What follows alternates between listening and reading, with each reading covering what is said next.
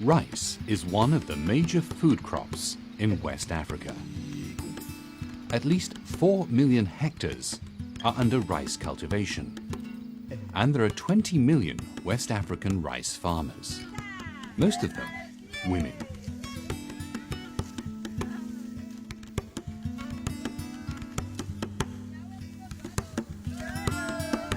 For 1 out of 3 people on the continent, food today means rice.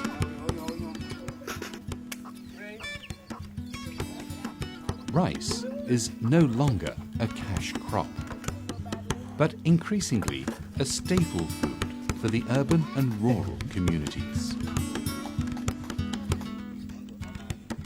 Although rice is highly nutritious, a lot of the quality is lost during processing.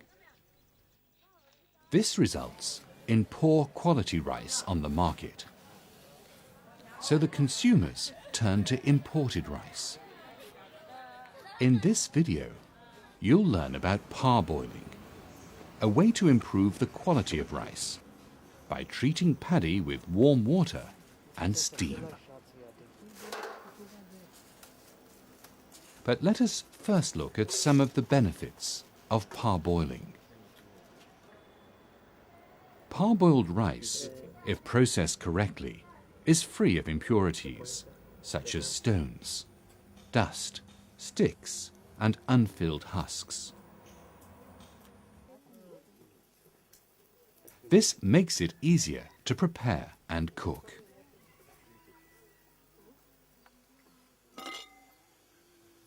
Parboiled rice swells after cooking, and it's tasty to eat. Most consumers prefer unbroken rice. By parboiling, you can reduce the breakage rate of rice. Most importantly, parboiled rice is more nutritious than non-parboiled rice. Different types of parboilers are available, of which these are just a few. Their capacity varies between 50 and 200 kilograms per batch, and they cost between 10 and 40 US. But the principles of how they work are all the same. Now that you've learnt about the benefits of parboiling, let's see how we actually parboil paddy rice.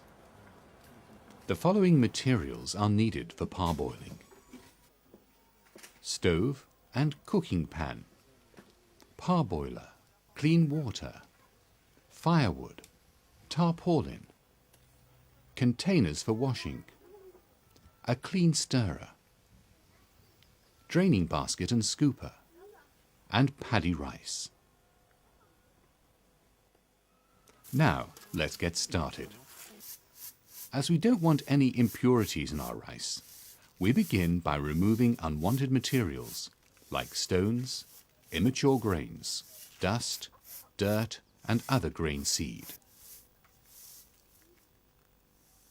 Pour the paddy into a container with water. Make sure the water covers the paddy.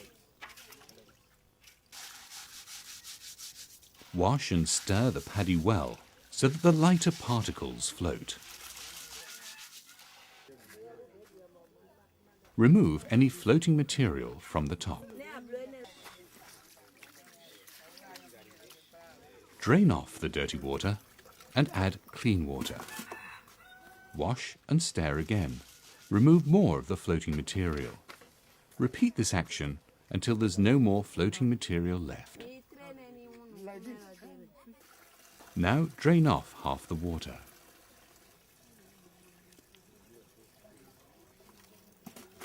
Remove the paddy carefully out of the container, making sure the stones and dirt are left behind.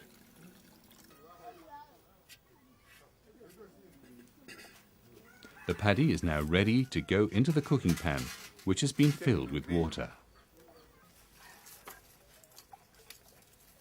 Heat the paddy in the water.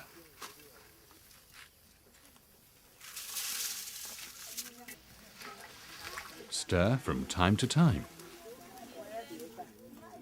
While heating, test the temperature of the water. Women in southern Benin use their fingers to test the temperature. When the water gets so warm they can no longer dip their fingers into it, they remove the cooking pan from the fire. It's important to make sure that the water does not boil, or your paddy will be cooked. If you need to reuse the cooking pot, transfer the paddy and the hot water into a different container. Leave the paddy to cool overnight in the water and ensure it's covered with water throughout this period. After cooling, remove any floating material from the surface. Take the paddy out of the container and drain it in a basket. Now we're going to use the parboiler to steam the pre-soaked paddy. Place the cooking pan on the fire and partly fill it with water. Put the parboiler on top. It's important that the base of the parboiler does not touch the water. Let's listen to the chairperson of a rice processing group in southern Benin to learn why this is important. The base of the parboiler must not touch the water, otherwise water will enter in the parboiler and the rice will become a paste. Put the drained paddy in the parboiler. In this video, the women parboil only a small amount of paddy.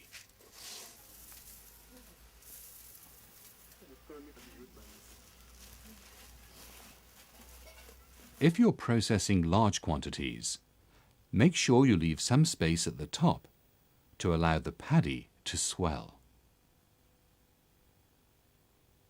Cover the paddy with a sack and put on the lid.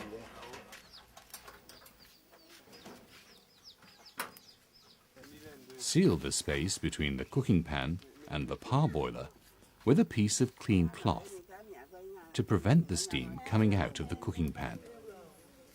After all, it's the steam that parboils the paddy. After steaming for about 30 minutes, check the paddy.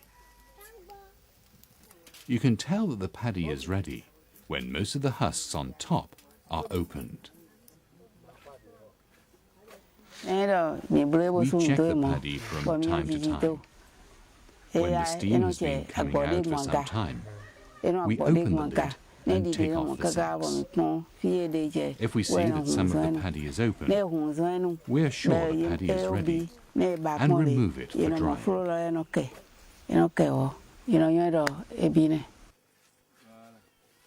Now carefully remove the paddy from the parboiler.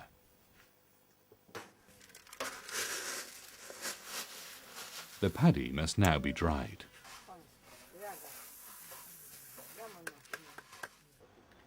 A concrete floor, tarpaulin, or any clean surface ensures that the parboiled paddy will not be contaminated.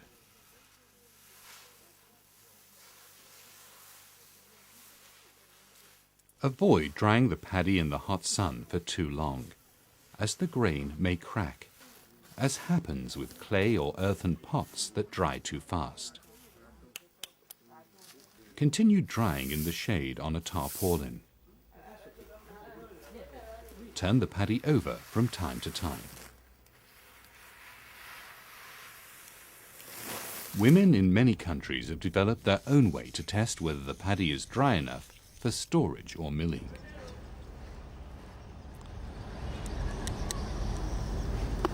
Millers are very happy to mill carefully parboiled rice because it doesn't contain stones, unfilled grains and other impurities. And another benefit of parboiling is that the number of broken grains will be lower. Let's listen to the opinion of some people who are familiar with parboiling.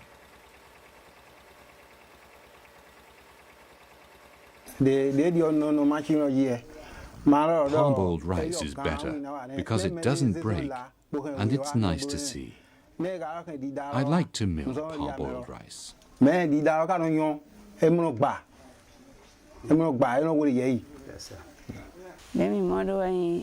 We observe that parboiled rice does not break when milled. There's no flour, and that's good.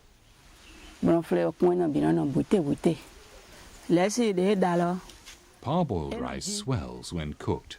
It swells better than the ordinary rice that we usually eat.